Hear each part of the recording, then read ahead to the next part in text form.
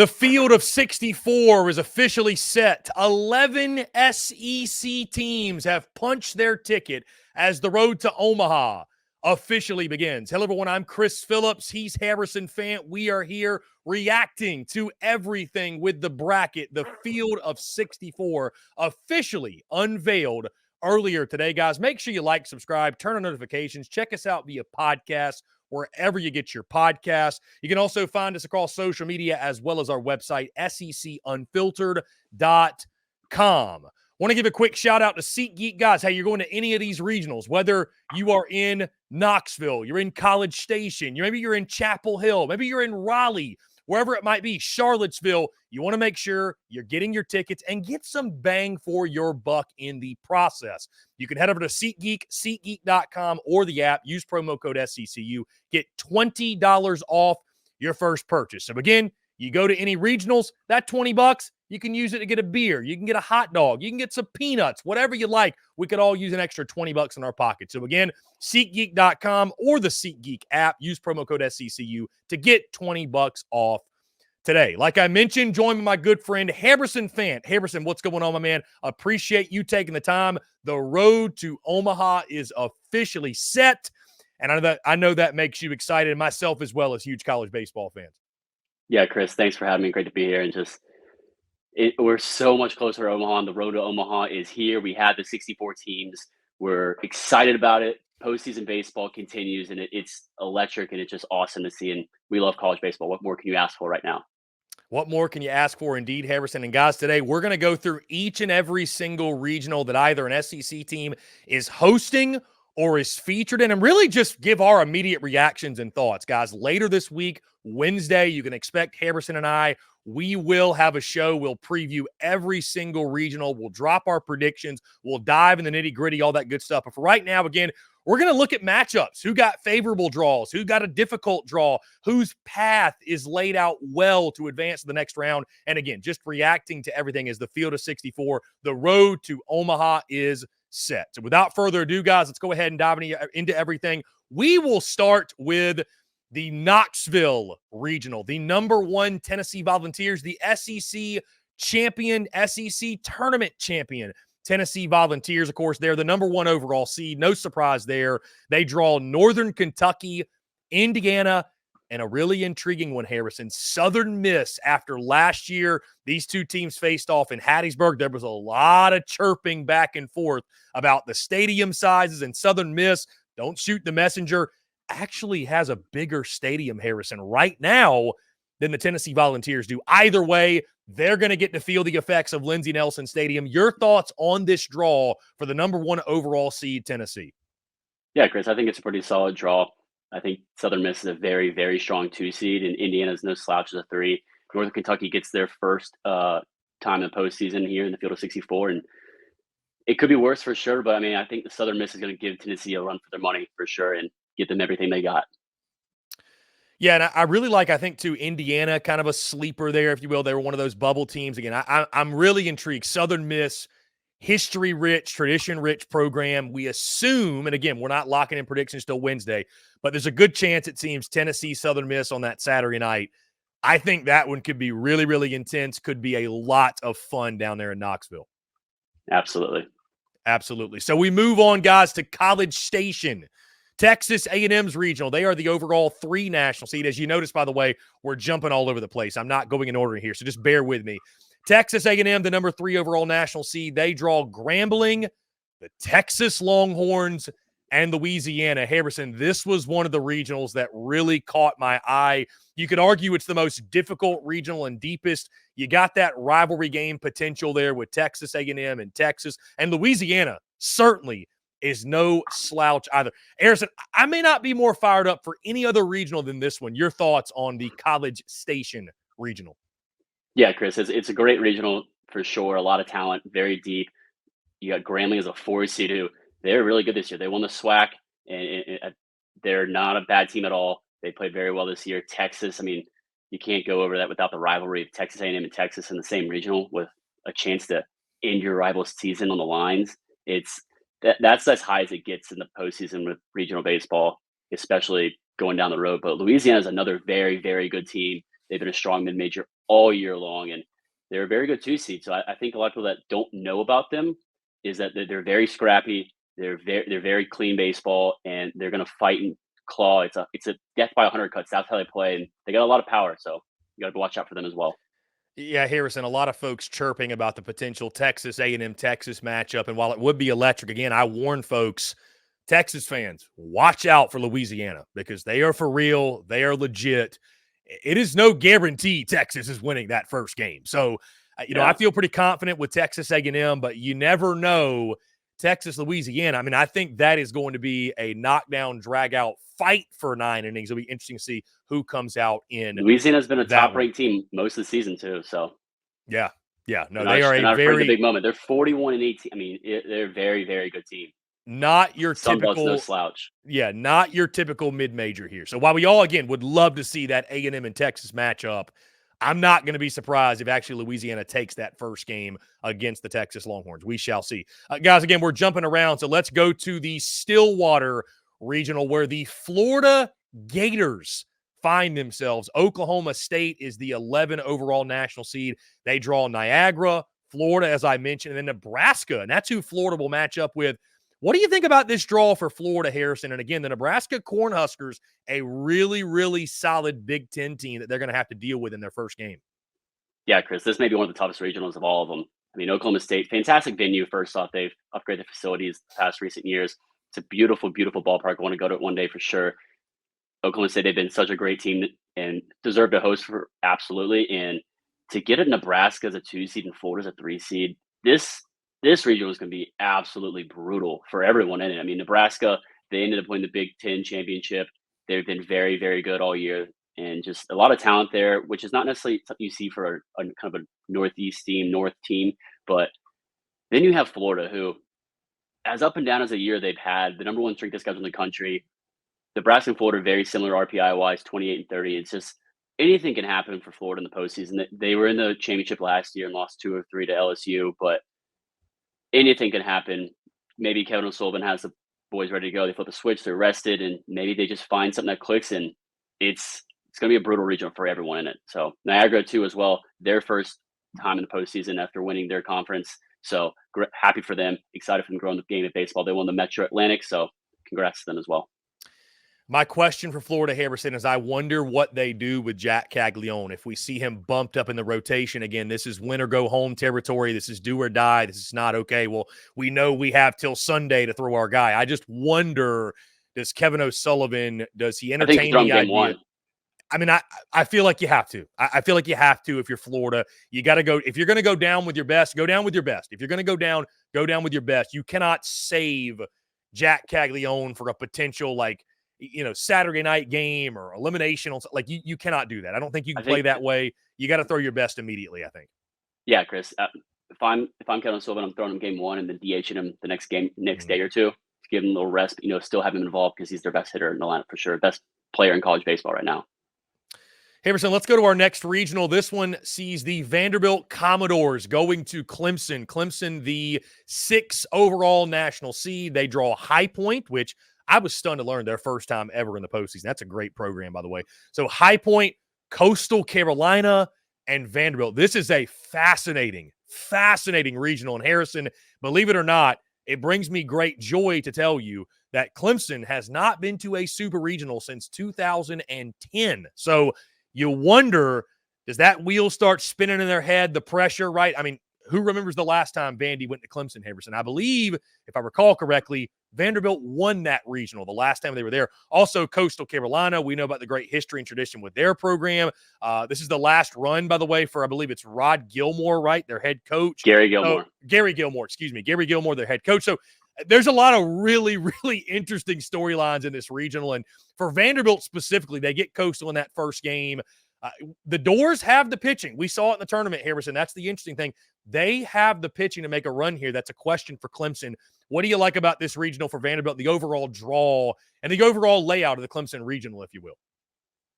What I like for them is kind of regionally where it is. What I don't like for them is the depth that it is in this regional. I mean, it's another insanely deep regional. You have Clemson, who has been a powerhouse all year long. They were another top 10 team last year that hosted a regional. And just, I mean, Coastal Carolina's no slouch. They won the national championship in 2016 as mid-ranger. Gary Gormer, head coach. Just congrats to him on his final year and just the incredible job he's done as a head coach. And so he's not afraid of the big moment playing against the best teams, the biggest teams. So tough draw too, first round against Coastal Carolina, who isn't as good as previous years, but still a really good team. And then High Point, congrats to them for making their first tournament in the postseason. And after winning their conference, they won the Big South. So shout out to them. Their head coach, Joey Hammond's done a fantastic job. I got a buddy in the team, Mikhail Chatham, who's two-way guy, stud, closer down the mound for them. So really deep regional, and Clemson's going to have a tough time hosting it, and Vanderbilt's going to have a tough time going through it. But they definitely have the pitching to do so, and head coaching Tim Corbin. Hamerson, let's move to Athens, Georgia, the Athens Regional. How about freaking Wes Johnson and the Georgia Bulldogs, a top 8 national seed in his first season there in Athens? They draw Army, Georgia Tech, and UNC Wilmington. Obviously, this is fascinating because clean old-fashioned hate comes to the postseason in college baseball, Harrison, that being the Georgia Tech rivalry. Tech was right there on the bubble. I think all in all, though, Harrison, this feels like a pretty favorable draw at Foley Field. What say you? Agree or disagree? Yeah, Chris, I think this is probably one of the easier regionals. A very, very great draw for the Georgia Bulldogs. And again, shout out to Coach Wes Johnson for the incredible job he's done. I mean, 2 years ago, he was in pros coaching. Last year, wins a national championship at LSU. And first year at Georgia, he's got them hosting as a top 16 national seed, top 8 seed. So they'll host a super. And it's unbelievable to see what they've done. So congrats to them. I mean, clean old-fashioned hate, another rivalry in the postseason. You can't get any better than that. Army, yes, I mean, very, very disciplined, strong team. I mean, military background, of course they are. But UNC Wilmington, not a slouch at all. The CAA is a tough conference. They do not sleep on UNCW. That good program historically. Very good program. They ended up winning the conference tournament over Charleston, a bubble team that did not get in. And I'm very, very disappointed that I thought Charleston definitely deserved to be in. Mm-hmm. So it's tough. And Coach Holbrook there did a fantastic job with his staff and his club. And he vocalized it as well. And they deserve to be in for sure. There's no doubt about that. But Georgia Tech sneaking in and into your rivals regional, you're happy to be in after going 0-2 in the conference tournament, but you get to face your rival at their home territory. And remember early the season when that third game got canceled, Georgia Tech. So, and Georgia was up. It was at Georgia, and Georgia was up, I think 9-3, and they canceled it with weather and never rescheduled it. So maybe a little time for Georgia to finish off that. So we'll see what happens, but it's going to be a good regional, but really good draw for Georgia and Wes Johnson again. Charlie Condon and Drew Burris in the same regional. The baseball is going to be flying. We will definitely have to have a picks for that. See who hits more home runs. We did it last Nebraska series, and I think we tied. So something's got to give. Yeah, it's going to be a lot of fun. Pitchers beware. The long ball will be prevalent in Athens.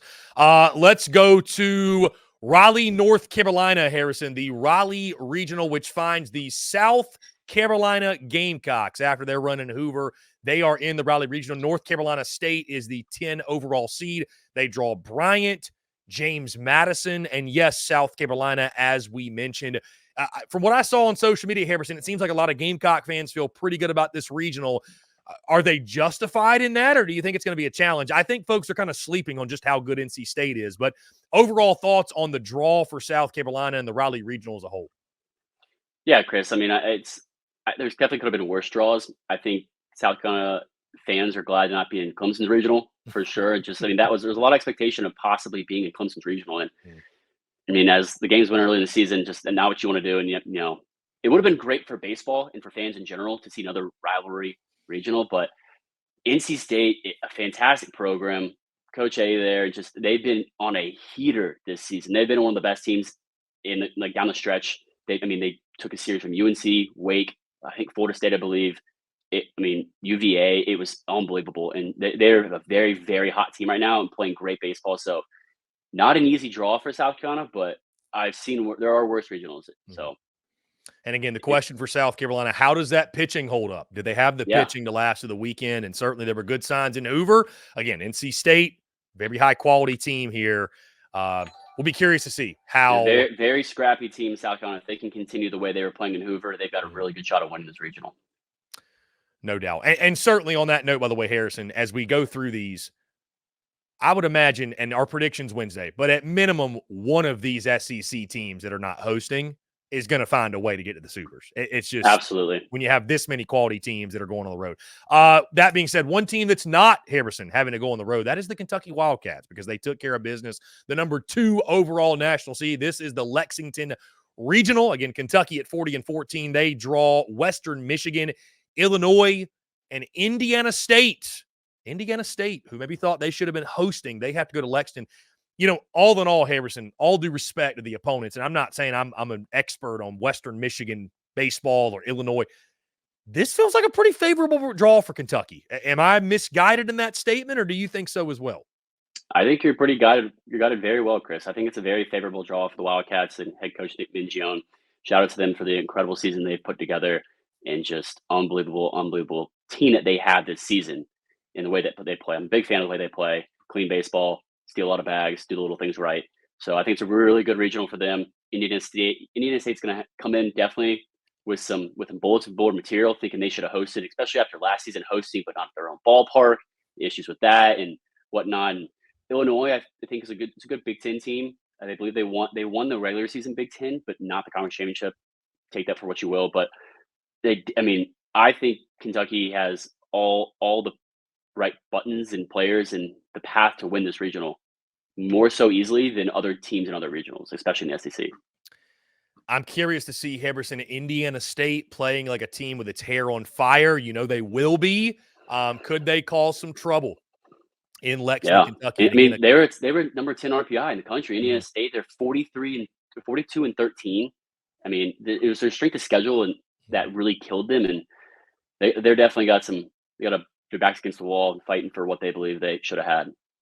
And in Kentucky, a team, Harrison, that carrying the burden of never been to Omaha before. So the run to Omaha, getting there for the first time, it starts this upcoming weekend. Expect it to be an all-blue championship with the regional line. No doubt. Let's go to Chapel Hill. Boy, this is going to be a fun one, Harrison. The Chapel Hill Regional, North Carolina, the 4 overall national seed at 42-13. But who do they draw? Long Island, the Wofford Terriers. First time they've been there, I believe, since 2007. Very good program there in the upstate of South Carolina. And the LSU Tigers. Harrison, we talked about it all throughout SEC tournament week, heck, even before that, but now that conversation's got a little bit more juice. We said, man, God bless that team that draws LSU as a 2 or 3 seed, and it is North Carolina. North Carolina has got to be pissed off at the committee for giving them LSU. Your thoughts on LSU's chances to not only go in there and put up a good fight, but, I mean, win this regional? It seems pretty favorable, I think, for the way the Bayou Bengals have been playing lately, especially. Yeah, Chris, I mean, the way they've been playing is fantastic. It's been playing their best baseball of all season. Jay Johnson has them doing so at the right time, which is great. They had a fantastic week in Hoover. Came up just short in the championship, Tennessee. But like you said, you want to be playing your best baseball now. I mean, maybe there's a hot, cold, hot theory for them. You know, we're big proponents of that, and as some other people are too as well. But that first game against Wofford's a really good team. They're a little overlooked just because of the conference that they play in. So, I mean, that Southern Conference, they've been really great this year and there.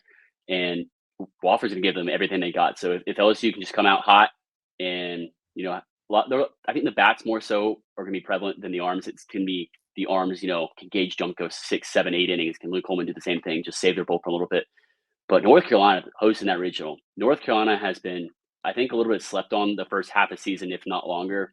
And they have been a top 10 team all year, I believe. And they're number 4 national seed, number 4 RPI. They are very, very, very good. And so it's going to be a tough regional for them. Long Island, shout out to them for making it. Congrats to them. But I'm expecting LSU and North Carolina to be in the finals for this regional. And it's going to be, I think a lot of purple is going to travel. A lot of purple. I mean, we saw it in Hoover. Hoover's not that far. But you LSU fans, as well as I do, they're some of the most passionate fans in baseball and in all of college sports. So it's going to be awesome in Chapel Hill. Yeah, Harrison, again, we're dropping our predictions later in the week, but the one prediction that need not wait is the one that LSU fans are going to travel. It don't matter where the heck this thing was, but Chapel Hill. They will tailgate. Yeah, it ain't too far for the Bayou folks down there to travel on up to the great state of North Carolina. They could have gone out west.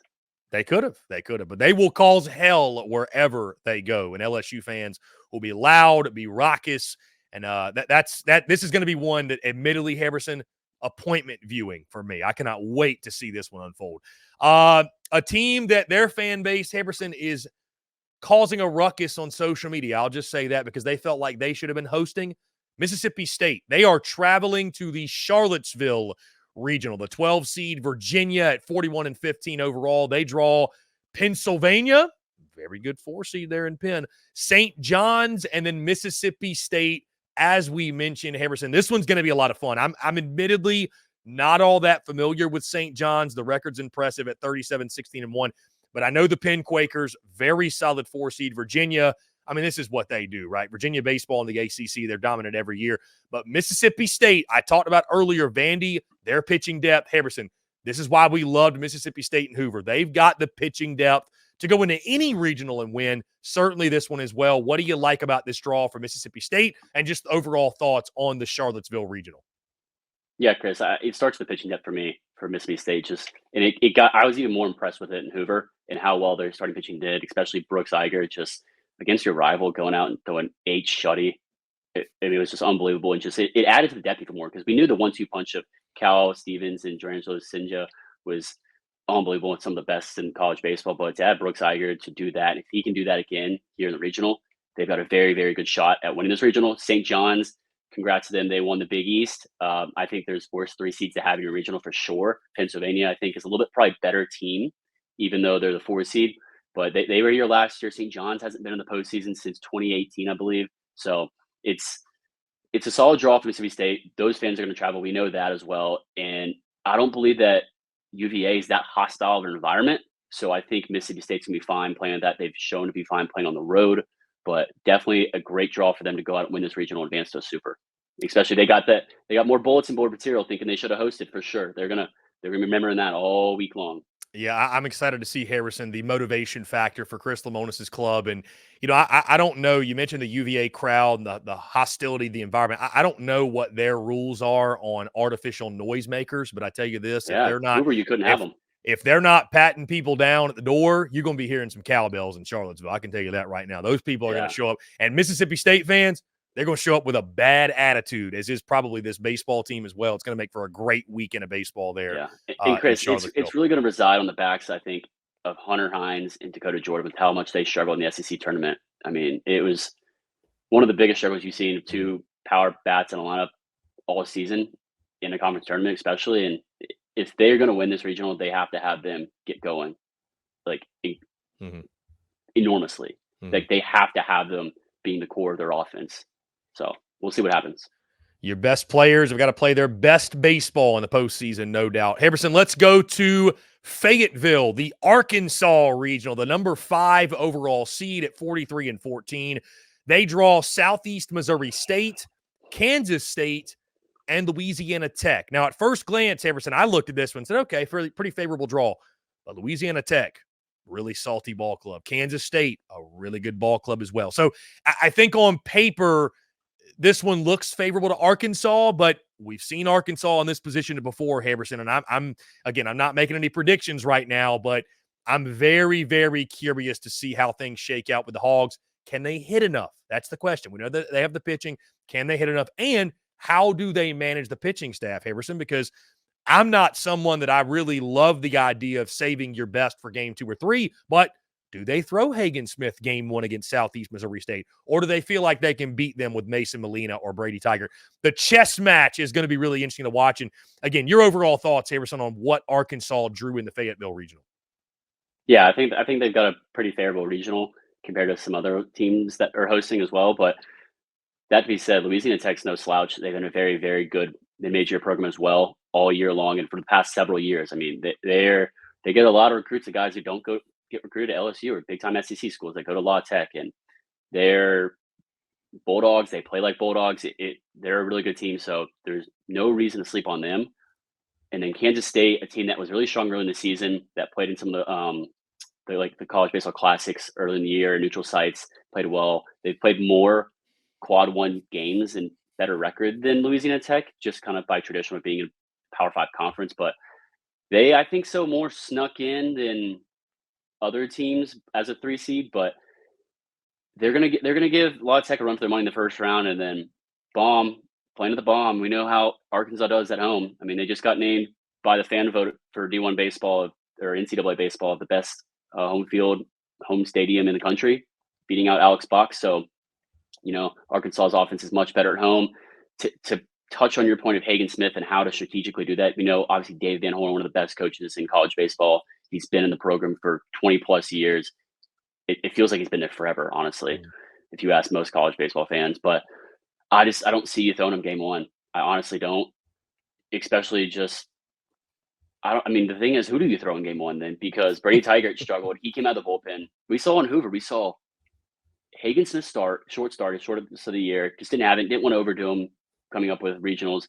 Then you see Brady Tigert out of the bullpen, and then you see Mason Molina. Their Friday, Saturday, Sunday rotation for the majority of the year, all in one game. So it's going to be really interesting to see who is that game one starter and how they have the starting pitching set up for the rest of the tournament. So we'll see. I want to say they put Brady maybe back in the starting rotation, but Molina's been really good out of the bullpen his past 2 appearances. So that's going to be one thing to keep an eye on closely for sure.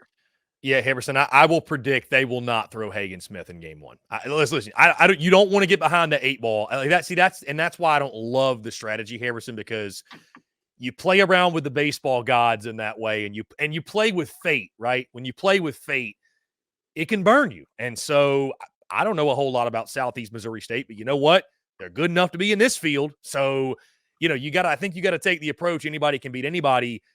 So if it works, you're a genius. But if it doesn't, and you're getting to the 8th, 9th inning, and it's God forbid, it's a 1-1 ball game, or it's 4-3, like whatever it is. Like, we had Chris Burke on a couple of weeks ago, and he talked about sometimes it's favorable to be the road team, because when you're in a home field atmosphere, and certainly you're in a place like Arkansas, Harrison, where it's like this season, if they don't win the national title, this season was not a success. So like the pressures of that, you know what I mean? Like that can mount. So I'll be very curious what Dave Van Horn decides to do.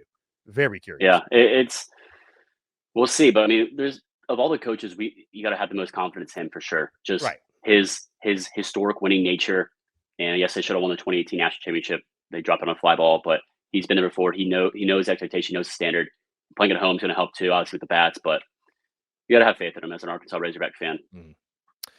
Harrison, finally, we will go to where the Alabama Crimson Tide are going. That is the Tallahassee Regional, the 8 seed Florida State, sitting at 42-15 overall. They draw the Stetson Hatters, UCF, and Alabama. Harrison, first glance, this regional is loaded. And I feel for Bama because this is not a great draw. I mean, even Stetson.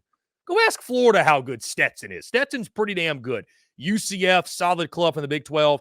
And then, like we mentioned, Bama, they were one of those 13-17 teams, get eliminated in game 1 in Hoover by South Carolina, were somewhat on the bubble. I think we knew they were going to get in, but you could have argued right with their resume.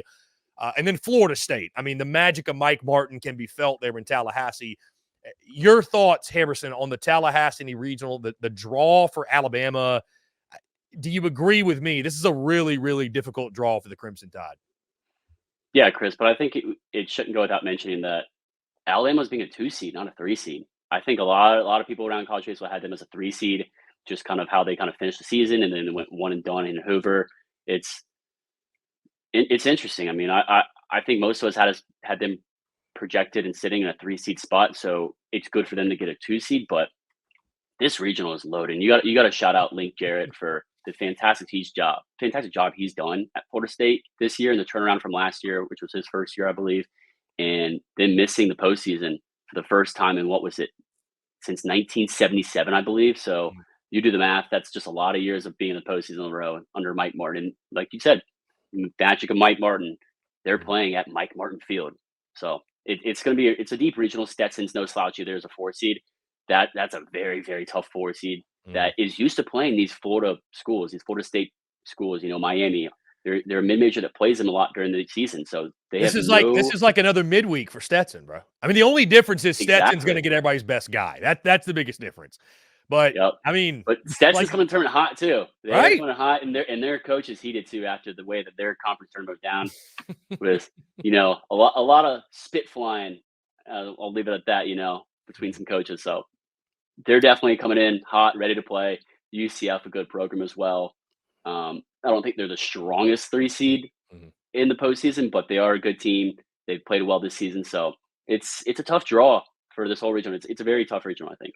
And Alabama, Harrison, obviously, but Alabama, the only team in this regional not from the state of Florida. So Yeah. Well, it's awesome to kind of see interesting. how do they come in because we got a lot of time off from when A they lot of last time played. off. So A lot of you time do off. you come in cold? Do you come in fresh and ready to go? Get the Mhm. ball rolling. So I think that's gonna be the thing to look out for the Crimson Tide in this regional. Yeah, that's a great point, Harrison. That's all 11 of the regionals, guys. Whether SEC teams are traveling, they're hosting. We'll give our full predictions, breakdowns of these regional. Go a little bit more in depth, and again, we'll pick them all later this week on Wednesday specifically. Harrison, before we get out of here, last thing: was there anything major takeaways for you from either these SEC teams, whether it be bubble teams, it be the entire field of 64, maybe the way things stack up with supers? Any major takeaways from you in regards to the field of 64 and how it impacted the SEC, if you will? Yeah, Chris. I mean, for the most part, I think the bowl teams it made sense, and I think the Florida was a big question of where they're going to get in. And we heard the committee, and I can't remember who it was, Matt Hogue of the committee, talk about yes, they had the strongest strength of schedule in the country, but it was that non-conference strength of schedule and common opponents that they really leaned on. It seemed you have to believe that getting a team like Florida and Jack Callion in the postseason did have some subconscious, Mhm. you know, feel to it of leaning one way or another versus having another mid-major team in. But on the other side of it, JMU snuck in. The CAA should have been a two big league for sure. Yeah.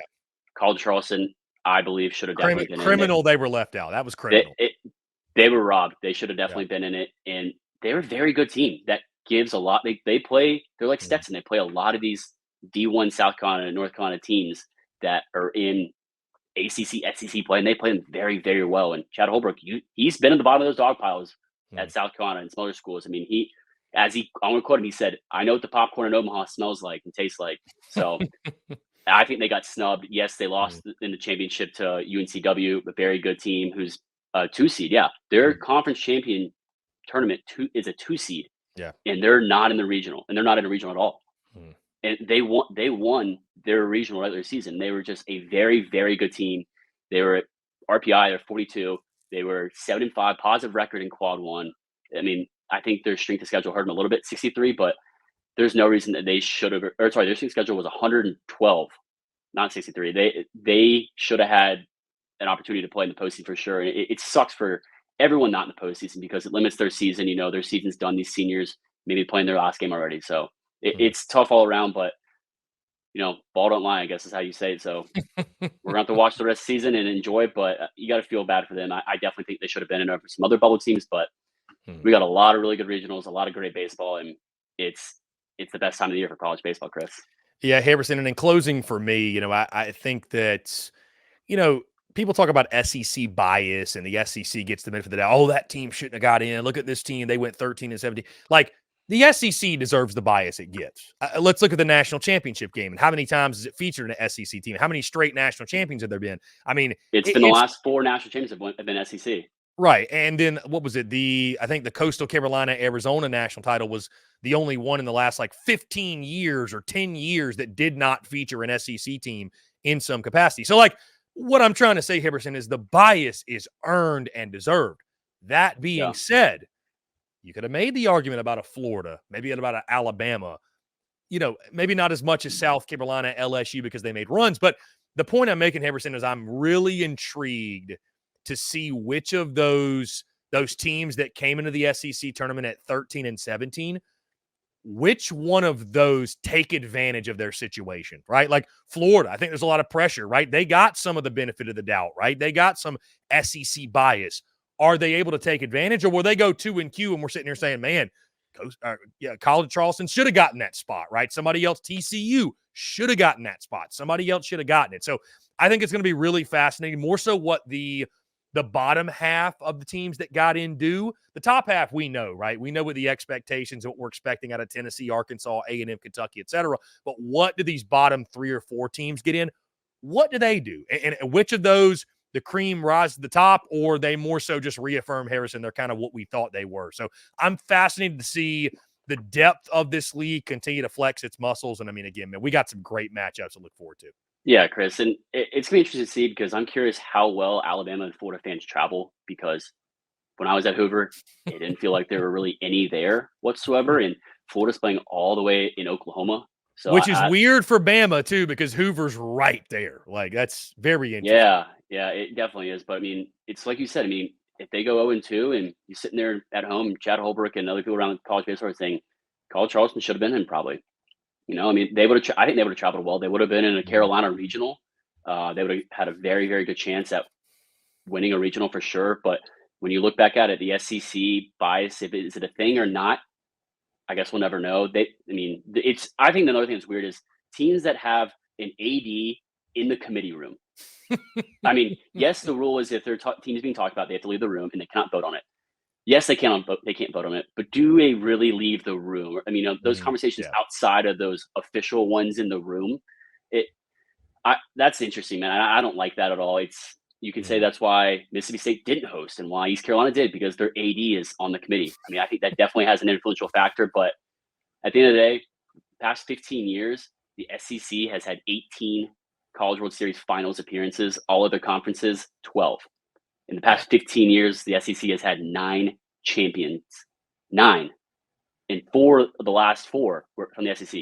All other conferences combined, 6. So say what you will about that.